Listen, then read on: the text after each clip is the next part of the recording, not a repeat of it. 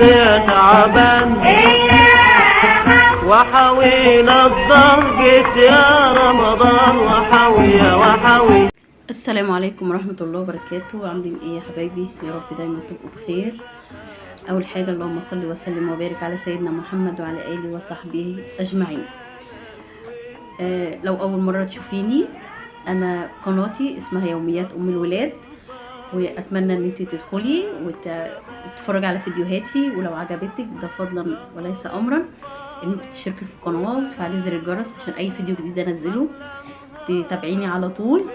وما تنسيش اللايك والله يا جماعه مش هياخد منكم اي حاجه، اللايك بالعكس هيفيدني لان هيرفع الفيديو، مشاهداته هتعلى، وانا نفسي وامنيتي وان شاء الله يا رب كده بيكم اكمل شروط القناه وتبقى فتحة خير عليا وعلى اولادي، وده طبعا من بعدكم انتم ان شاء الله يا رب العالمين. بصوا يا جماعه، انا في حاجه انا عملتها، هو انا شفتها على اليوتيوب وفكرت يعني اعملها ما اعملهاش، فالمهم ايه ربنا اراد وعملتها، فبجد حسيتها ان هي كويسه، فانا بستفاد منها، فقلت طب ايه يعني ايه المانع ان انا اقول لكم وممكن تجربوا زي كده وتستفادوا منها زي ما انا ان شاء الله ربنا يكرمني، حاسه ان انا هستفاد برضو منها. ايه هي بقى؟ مش هنقول بقى فكره حصاله او هنقول مثلا هنجيب خزين ونشيله في البيت ولا الحاجات دي، لا. بصوا يا جماعه، رمضان محدش يقول يا جماعه ان رمضان ده لسه بدري، لا. رمضان والله بجد ايام بتجري وهنلاقي بسرعه. خلاص احنا دخلنا في رجب، في شعبان، رمضان جه. رمضان السنه دي هيجي في مدارس، طبعا هو السنه اللي فاتت برضو جه في مدارس، بس السنه دي برضو هيجي في ايه؟ في مدارس بقى، اللي هو يعني الوزير قال ان امتحاناتنا تبدا من اول 6 ورمضان جاي اول 3، يا دوب احنا هندخل الترم الثاني هنلاقي نفسنا في رمضان.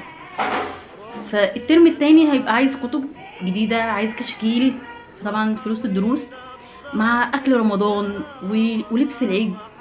فانا بصراحه فكرت في الموضوع ده، قلت لا يعني انا هحاول. احنا قدامنا بالظبط 6 شهور على رمضان، طب 6 شهور دول في 30 يوم هيبقى كام؟ 180 يوم. فانا قلت لا انا هعمل 100 يوم، تمام؟ من واحد. بصوا يا جماعه، انا دي كانت عندي يعني فاضيه، فانا عملت ايه بقى؟ انا كتبت مش اسامي اليوم يعني، لا يعني كتبت مثلا اليوم 1 اليوم 2 كده، كتبت من اول 1 لغايه 100 يوم. طبعا احنا قلنا فاضل على رمضان 180 يوم، فانا اللي انا هحوشه هو 100 يوم، تمام؟ من رقم 1 رقم 100. فممكن انت هتقولي ايه؟ ماشي، يعني معايا جنيه النهارده هحطه، معايا 2 جنيه هحطهم، فكل رقم انا هحطه فلوس هنا، ماشي، في علبه عندك، في حصاله، في كرتونه، في اي حاجه، بس انت حاولي ان انت ما تمديش ايدك عليها، يعني خلاص دي معروفه ان دي بتاعت ال100 يوم، تمام؟ انا معايا معايا النهارده جنيه هحطه، معايا 2 جنيه هحطهم، وعلى كل رقم انا بحطه هعلم عليه. هتقولي لي طب ما مثلا احنا هنيجي دلوقتي عندي مثلا ايه اليوم ال100 واليوم ال99 وال98 وال97، طب انا مجبره ان انا النهارده احط 100، بكره احط 99، بعده احط كده؟ هقولك لا. بص بتيجي ازاي بقى؟ احنا دي 100 يوم من رمضان، 180 يوم فاضله، في معاكي 80 يوم. انا هعمل ايه بقى؟ هفضل اشجع في نفسي، مثلا النهارده وفرت 5 جنيه هعلم على رقم 5، 7 هعلم على رقم 7. هاجي بقى في الايه، في الارقام الكبيره هعمل ايه بقى؟ انا ممكن اقعد يومين 3 4 على حسب، مثلا كونت 50 جنيه شلتهم كده معايا 50 جنيه احطهم، افتح احط ال50 واعلم على ال50. والله ربنا مثلا رزقني ومثلا انا لو باخد باليوم، ده هيبقى حلو. ليه؟ لان انا خلاص انا بظبط نفسي، انا كل يوم مثلا ايه بحاول ادبق قد كده، بحاول اشيل قد كده. بالشهر برضو حلو، مش وحش في ايه بقى؟ ان انا ممكن رقم 100 ده اروح واخده 100 جنيه من مصروف اول الشهر كده واروح حاطاه في رقم ال100، تمام؟ نزلت جبت مشترياتي وحاجات ووفقني ربنا ان شاء الله يا رب العالمين كده، وقدرت اوفق اي رقم اروح حاطاه. هي الفكره ان انا مش مأيداكي اني فاضل على رمضان 100 يوم، فانا لازم في ال 100 يوم دول اكون انا عامله فيها معلش عشان مالك ابني بس ثانيه واحده. رجعت لكم تاني بعد ما مشيت مالك ابني. فمقصدي يا جماعه ان انا بقولك اني مش فاضل 100 يوم على رمضان، فانا حاكماكي بال 100 يوم دول تمام. لا انت معاكي 180 يوم. فالفكره في هنا ان دي 100 يوم تمام.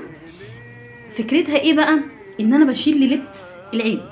طبعا احنا عارفين ان السنه اللي فاتت في رمضان اللي فات ده كان لبس العيد غالي جدا، وكلنا اتزنقنا في لبس العيد مع اكل رمضان، مع كان برضو مدارس ودخلت امتحانات، فكلنا اتزنقنا. فانا معايا 180 يوم ماشي، فانا اقدر في ال 180 يوم دول. ده طبعا مجهود هيبقى منك، وان شاء الله ان شاء الله قولي يا رب عيني، فوالله هتتسهل.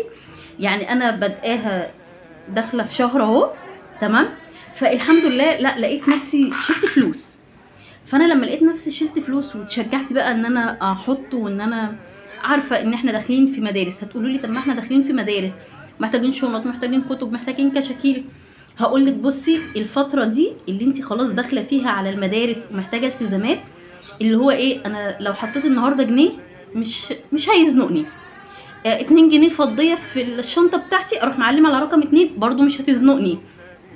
يعني ابدأي بالارقام القليله في الفتره اللي انت بنقول فيها ان احنا داخلين على مدارس وبدء دروس، اللي هو ابدا بالارقام الايه القليله.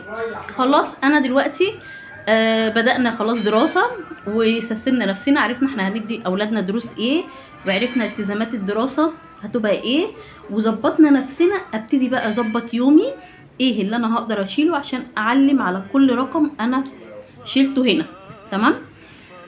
فوالله العظيم يا جماعة هي الفكرة حلوة. انا كنت الاول مستصعباها، ان فكره 100 يوم، ان فكره ان انا مضطره ان انا ممكن في ايام احط فيها 100 وايام احط فيها 99 وايام، فحسيت ان الرقم كبير. لا بس لما لقيت نفسي اني قدامي فتره طويله على رمضان، فبالتالي لا انا هقدر ماشي. يعني الله اعلم بظروف كل الناس، كل الناس مش زي بعضها، في ناس هتقدر وفي ناس الله يعونها زينا كده، واحنا كلنا زي بعض طبعا. فانا فكرت في فكره ال 100 يوم دي اني انا اشيل هم لبس العيد. يعني خلاص انا حاسه ان شاء الله ربنا هيوفقني ان انا لما هاجي افتح الحصاله دي اول يوم رمضان ان شاء الله يا رب العالمين، هلاقي خلاص هي فلوس لبس العيد بتاعت اولادي جاتني كده. ليه؟ بص هقولك على حاجه، لان انتي باللي معاكي بتحطيه وبتعلمي، فدي مش جمعيه انتي مجبره ان انتي كل شهر هتدفعي كذا، او معايا او ما معيش. لا انا بقولك النهارده لو معاكي جنيه حطيه، لو صدفت معاكي 5 جنيه حطيها وعلمي على 5، معاكي 20 حطيها وعلمي على رقم 20. ما معكيش النهارده خلاص مثلا حصل ظروف وجبت اكل، او في ناس جاتني، او حصل اي ظرف وما حطيتش النهارده، مش هتضايق، لان انا معايا 80 يوم فوق ال 100 يوم اللي انا عامله بيهم فكره الحصاله دي. فوالله يا جماعه الفكره جميله، ما استصعبوهاش وهي سهله والله. بس انتوا يعني في البدايه كده هاتي مثلا كشكول واكتبي فيها ال 100 يوم، وهاتي ايا كان اللي عندك علبه او اي حاجه تمام، وحطيها واتكلي على الله كده ماشي، وقولي يا رب عيني ماشي. بص هقولك على حاجه، ممكن تقولي ده الاعمار بيد الله، فعلا الاعمار بيد الله، واحنا ما ضامنينش حياتنا يا هل ترى هنعيش ولا لا. بس يعني ربنا سبحانه الله وتعالى بيقول اسعى يا عبد وانا اسعى معاك. فانت طالما سعيتي ونيتك فيها خير، مش دي مش رؤيه للي هيحصل، لا طبعا. بس الفكره في ايه بقى؟ ان انا مثلا انا عارفه ظروف البلد، وعارفه ظروف مثلا قبض جوزي، وعارفه ظروف عيشتي. فانا لما افكر في حاجه زي كده بالعكس ربنا هيعيني، ربنا هيساعدني. والله يا جماعه هتلاقوا الايام جريت، هتلاقوا بسرعه رمضان جه، وهتشوفوا الفيديو ده وتفتكروا هتلاقوا المبلغ ده فعلا يعني حل مشكله كبيره. يعني لبس العيد الله اعلم بقى السنه الجايه دي هيبقى وضعه عامل ايه، بس على الاقل لو حطيتي حاجات بسيطه تبقى حاجات بسيطه مش هتضلعك، ما حطيتيش خالص، ده كرم وفضل من عند ربنا. فيا رب الفكره تكون وصلت لكم. فوالله يا جماعه زي ما بقول لكم كده، يعني توكلوا على الله واعملوا الفكره دي، وهتدعوا لي لان انا فعلا محتاجه دعوه منكم. ويا رب المحتوى بتاعي يعجبكم، ويا رب زي ما قلت لكم كده مساعدتكم ليا ان انتوا تدخلوا في قناه وتشتركوا فيها وتشاهدوا كل فيديوهاتي. فوالله يا جماعه زي ما قلت لكم كده، انتوا اتكلوا بس على الله وقولوا يا اللهم عيني، فربنا فعلا هيعينكم وربنا هيقويكم، وهتلاقي نفسك بقى معاكي فلوس وهتحققي كل اللي انتوا عايزينه. ويا رب الفيديو ده يكون عجبكم، ويا رب زي ما قلت لكم تنسوش تشتركوا في القناه، تفعلوا زر الجرس، واشوف وشكم بخير، وكل سنه وانتم طيبين.